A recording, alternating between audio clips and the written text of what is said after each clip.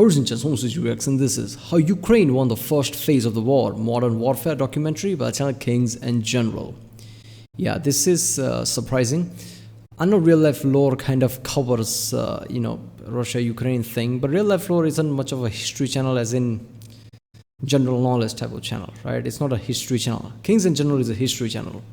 So covering current events as history, that's a new thing, right? But apparently this received 3 million views in 6 months, so that's a good number, right? So I'm guessing it's going to be, good overall. And channel has 3 million subscribers, so obviously the channel is good. I've reacted to some Kings and General videos, right? They are good. So let's watch it. Remember, if you like my reaction, if you like this, don't forget to subscribe, because that way I'll know if I should continue this series or not. Sometimes I stop series because it doesn't get much views. And I'm like, if people don't want to watch that reaction, what's the point of continuing? So definitely hit like and subscribe. That way algorithm will push this video a lot, right? Lots of times those videos don't get views because impressions are low, which means YouTube doesn't recommend that video to many people somehow. So yeah, let's watch this one.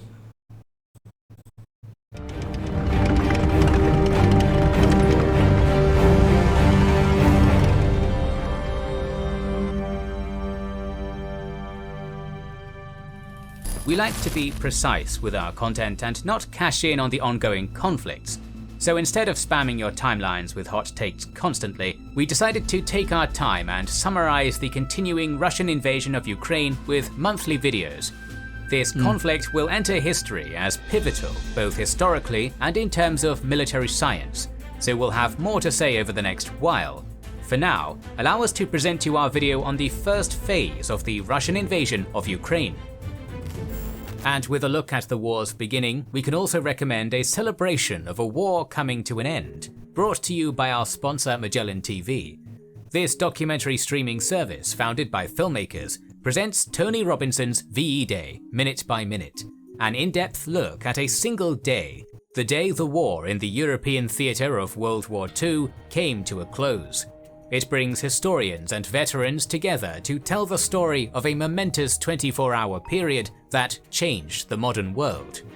There's much more to see on Magellan TV too. They have the richest and most varied history content available anywhere, covering everything from the ancient to modern eras, wars, biographies, and the Earth itself. Plus, as well as history content, they also give you extensive collections of science, true crime, travel, and other documentaries. They add 15 or more hours of 4K high-definition content every week for their subscribers at no extra cost. It's all viewable anytime, anywhere, on televisions, laptops, mobile devices, and more. Get access to 3,500 hours of ad-free documentaries for only $4.99 a month, and get a month for free by subscribing to Magellan TV via our link in the description. Okay, seriously, I know there was a promotion ad by Kings and General, but still, sometimes I wonder, all these different type of channels and not channels, streaming services comes to be, right? Like Magellan TV and there are many others, right? It's way too many now, and they basically have this tons of content already, so it's a gamble for them, right? They're gonna sponsor and pay for lots of this content, and then hope that people will subscribe and watch actually. And if they don't, that's a massive loss. And do people actually, watch in enough numbers that it's worth it? I mean, I hope so if they keep going on, right? I mean, there are so much streaming services out there, even I'm overwhelmed, right? I have Amazon Prime services, obviously, this Grand Tour, of course I have that. And Netflix, of course you're going to have Netflix. But now there's this fucking thing as Hulu as well, and all the million other streaming services. It's overwhelming, man. Now Disney also has a thing, right? I'm on and off, right? Whenever some new like Mandalorian season or something comes, I'll subscribe for a month or something. Then we'll fuck off, because I don't care about any other Disney things. So yeah. In October 2021, the Russian army started a build-up on the Russia-Ukraine and Belarus-Ukraine borders. The Kremlin explained it with planned military exercises, brushing aside all concerns and declaring that they had a right to move their forces wherever they deemed necessary within their borders. But soon the United States started asserting that the massing of Russian troops on the Ukrainian border was a build-up for an impending invasion of Ukraine. The Russian government vehemently denied this, while some NATO... If USA knew that, why didn't USA act, instantly and put their soldiers in Ukrainian borders? Okay, because Ukraine wasn't part of the NATO, right? So Russia would have used that excuse to attack then. That is interesting. So if US had done that, that would have been a problem. States and Ukraine considered the US reports exaggerated. Nevertheless, by December, Russia started making demands for NATO to guarantee that Ukraine would never join the organization, that the alliance would withdraw its forces from countries that joined the alliance after 1997, that NATO would stop its expansion, that NATO would seek agreement with Russia for any activities in Ukraine, Eastern Europe, the Caucasus, and Central Asia. Naturally, the United States and its allies rejected these proposals.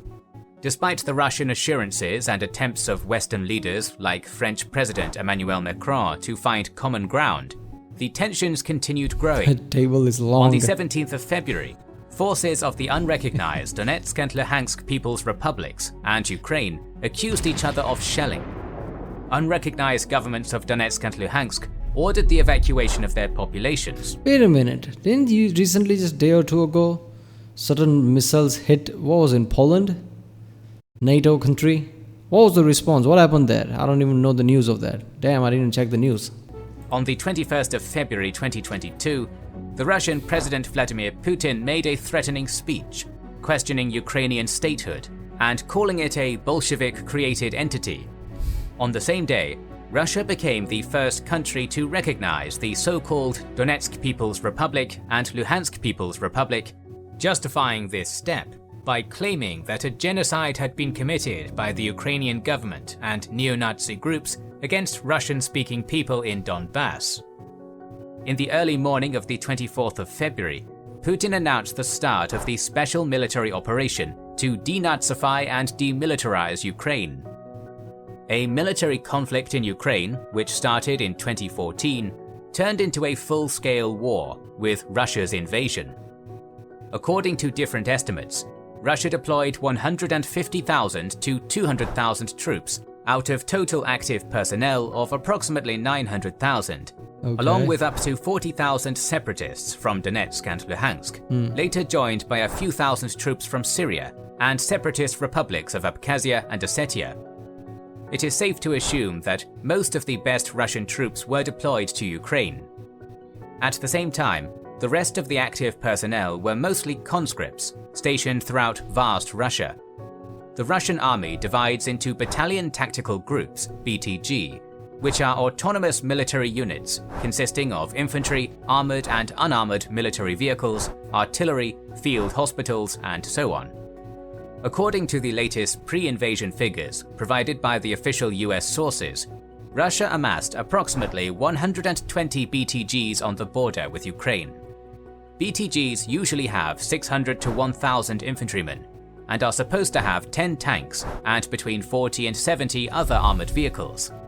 This allows us to estimate that 1,200 tanks and 4,800 to 8,400 other armored vehicles are being used in the Russian Expeditionary Force if all BTGs are equipped by the book, which is rarely the case. Okay, we need to really understand when people say that this is one big major war since World War II, people name other wars like, oh, what about this, what about this? What people means is that one side is a powerhouse, that is Russia. Other side is Ukraine, which is not powerhouse, but is backed by powerhouses like US or something. They have equipment. So in other words, like Iraq or something, it was always one-sided, right? Locals didn't have much of equipment, so it just felt like one-sided battle, right? In this one, it's going to be interesting because, lots of things will tell you like what is effective in the modern battle, right? Russia has the most tanks in the world, right? But what's going to be their shortcomings, right? What is the launchers that they send? I forgot the fucking name of that. What the hell did I forget the name? The launches that were sent to, basically Ukraine, and that, missile-seeking launchers. How effective are they going to be in a literal war and battle, right? Is small things like those launchers, is that going to be, enough to turn the tide or at least give a major blow? And so far it kind of is, right? It worked really well. So in that sense, since World War II, this is a major battle, and in the major war and major battle like this, we'll know what equipment gives how strong of an edge to someone. This is going to be a guideline for future, basically. Especially in an army known for vast corruption and poor administration. According to the ISS military balance, Russia possesses 1,391 military aircraft and 544 attack helicopters, but it is impossible to know how many of them Russia is exactly using in the war in Ukraine. Yeah. The same source shows that Ukraine has active personnel of approximately 200,000 troops, more than 3,000 armored vehicles, 132 military aircraft, and 55 helicopters. Yeah, he shouldn't use the map in the background while telling this, right? He should use some kind of a solid color or something. It seems like Ukrainian military is in Belarus or something right now. What the fuck? Since Ukraine has declared general mobilization and armed volunteer territorial defense, we could assume the actual number of people resisting the invasion is way higher. Moreover, thousands of volunteers joined Ukraine's international brigade. While talking about the comparison of forces, it is necessary to note that the Ukrainian army has come a long way since 2014. The army has been significantly modernized. Its military arsenal is much better, as the United States, United Kingdom, Turkey, and others have provided Ukraine with anti-tank weapons like NLAW and Javelin, anti-aircraft missile systems such as Stinger, along with TB2 Bayraktar drones. The Russian offensive started with a massive shelling and airstrike campaign throughout Ukraine, with more than 100 missile strikes to destroy the Ukrainian military infrastructure, bases, anti-aircraft missile systems, and arms depots. The later events demonstrated that Russia failed to achieve its goal, as the Ukrainian military infrastructure, albeit heavily damaged, managed to mostly stay intact.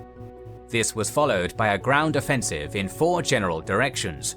The northern offensive by the Russian troops deployed in Belarus towards the capital, Kyiv. The eastern offensive from Belgorod towards Kharkiv. The Donbass southeastern offensive from the territories controlled by pro-Russian separatists and Voronezh towards the Ukrainian-controlled territories of the Donetsk and Luhansk oblasts, and the southern offensive from Crimea towards Kherson, Mykolaiv, and ultimately Odessa. It looks like the Russian strategy was to rapidly advance towards major urban centers, taking large cities like Kyiv, Kharkiv, and Odessa as soon as possible to break the morale and resolve of the Ukrainians and force the government to capitulate, along with ensuring the land connection between the separatist-ruled part of Donbass and Crimea. Yeah, Putin thought he's playing Hearts of Iron 4 or something with this kind of map. I'm going to do this, I'm going to do this. The message will pop up, Ukraine is capitulating or something. And securing the whole Black Sea shore of Ukraine. These 4 offensive axes were supposed to merge after securing advances along the front line to make pincer and envelopment movements more possible. The exact political endgame of the Russian offensive still puzzles analysts, with claims ranging from installing a pro-Russian puppet government to dividing eastern Ukraine into several pro-Russian states.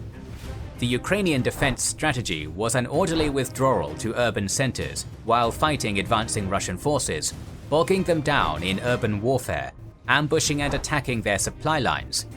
It would be illogical for the Ukrainian army to defend all the terrain along the whole of the massive front, given. What if Putin's idea was nothing more than just sending out a message to the world? The current system of NATO and US is just so intel or something. Like, if I attack something like this, nobody's going to do shit or something like that. Because if that's the case, that message is successful, right? I mean, I'm not saying that USA is in wrong or something, or NATO is in wrong. How are they going to respond? Are they going to get involved? You cannot know what is the mentality of, Kremlin is at the time. What if there's suddenly nuclear strikes, like, fuck it, I don't care, and they just do that? We can't risk that. So it's understandable why NATO and USA is not directly getting involved like this, right? But this is basically just like, in a way, a gamble type. One person is showing force and just daring what you can do about it. Other side is trying to play safe because they don't want to risk a major battle, because major battle would be like too much. The problem with this thing is, and I'm afraid of it, that nuclear weapons are not same as what, I guess 60 years ago or something. right? Nowadays, there are small tactical nuclear weapons as well. So if Russia starts to use that, that would be devastating in itself, right? So far, they haven't used any nuclear weapons. Only hope is that they will not use it just out of fear, like maybe USA will not sit down quietly if any form of nukes are used.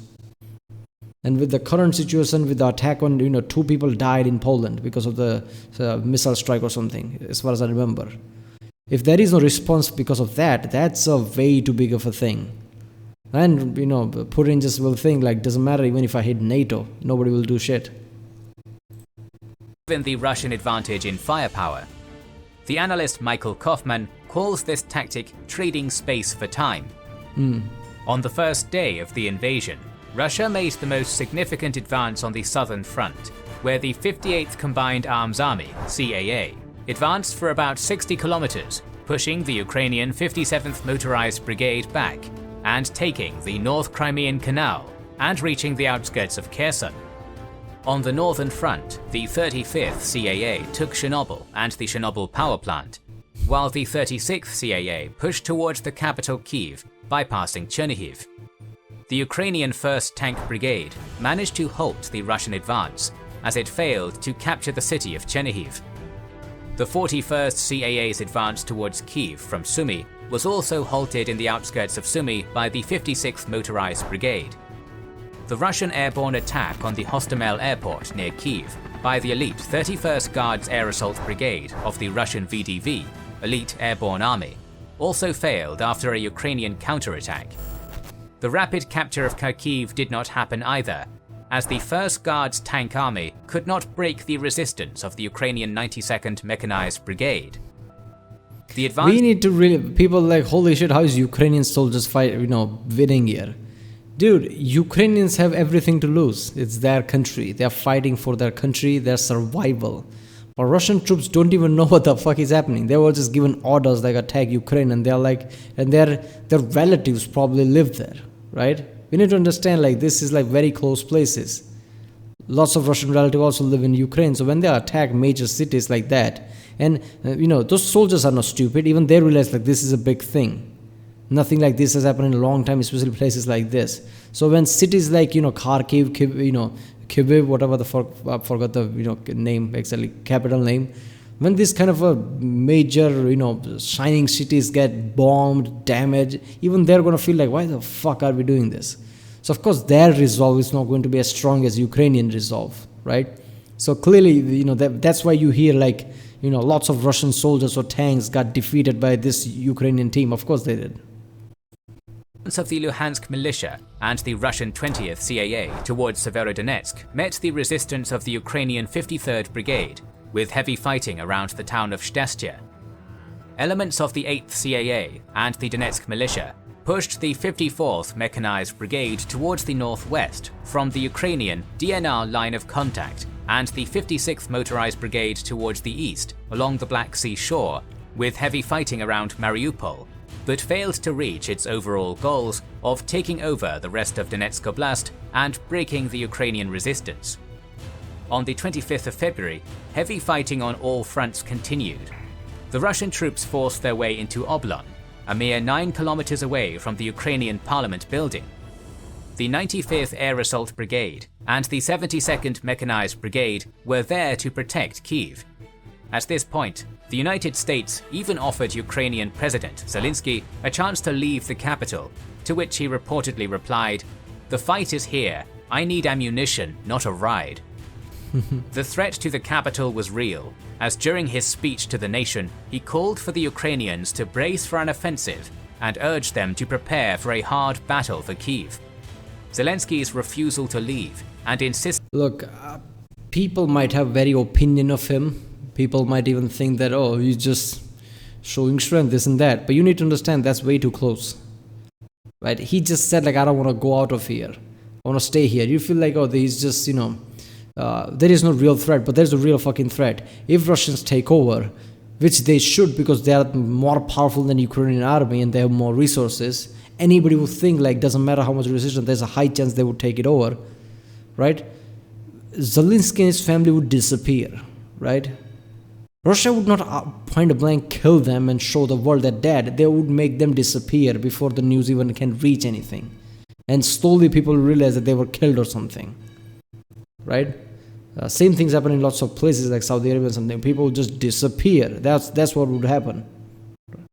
Right? So he knows this shit. Like if Russians take over, if we lose this city and if I get captured, that's it. And he still says like I want to fight. That's some. I mean, it's one thing to be strong leader, and it's another thing to actually face a war and say fuck it, I'm gonna fight. Resistance to fight against the odds turned him into a hero and the symbol of the Ukrainian resistance, further mobilizing Ukrainian society and galvanizing the international community to adopt crippling sanctions on Russia, such as disconnecting several major Russian banks from SWIFT. But the situation continued to be difficult for the Ukrainians. American intelligence predicted that the fall of Kyiv would happen within 96 hours. Even though the Russians failed to capture Sumy, they continued their march towards Kyiv from there, advancing to Romny. On the southern front, the Russians developed their success by capturing Novokhovka and moving closer to securing Kherson and Melitopol. Taking Melitopol was essential to continue the march along the Black Sea shore to merge with Russian and separatist units trying to take Mariupol, along with advancing towards Zaporizhia, which could have encircled the Ukrainian units fighting on the Donbass front. In Kharkiv and Donbass, the situation remained more or less stable, and there were even reports of Ukrainian counter-offensives pushing back the Russian units to the border in Milove. February 25th was also the day when the defenders of Zmyny Island, south of Odessa, famously responded to a Russian demand of surrender. Fuck off, Russian military ship. On February 26th, the Russian army mostly used special forces and airborne troops to fight the Ukrainian defense in Kyiv. I'm not gonna lie, seriously, what is your mentality at that point? You are in that island, you know that ship is gonna bomb the shit out of you, and you still like, fuck it, I'm not gonna surrender any Russians, fuck off. They know they're gonna die. I mean, this is not a game, this is not a movie, this is not a TV show, this is real life, right? No magical things gonna happen, there's no last second save, right? So they said fuck off because they know they're gonna die, but they don't care. That mentality is strong, man. With the 36th CAA giving up on the rapid capture of Chernihiv and bypassing it to move towards the capital, it looked like other Russian units around Kyiv were waiting for its arrival to strike Kyiv with massive force. Similarly unable to take the city of Kharkiv with a direct assault, the 1st Guards Tank Army divided into two groups to bypass the city to possibly envelop the Ukrainian units in the city or move towards Kyiv. The situation in the southeastern Donbass front remained relatively stable as well. The Russian troops and separatist militia captured the port of Berdyansk and the Berdyansk airport. DPR separatists also claimed to capture Pavlopol and Pistyvik, while LNR separatists also claimed to seize Lopeskina and Makivka. Russia continued its advance on the southern front. The 42nd Guards Motor Rifle Division of the 58th CAA of the Russian Army continued fighting in Kherson, while also sending units towards the city of Mykolaiv.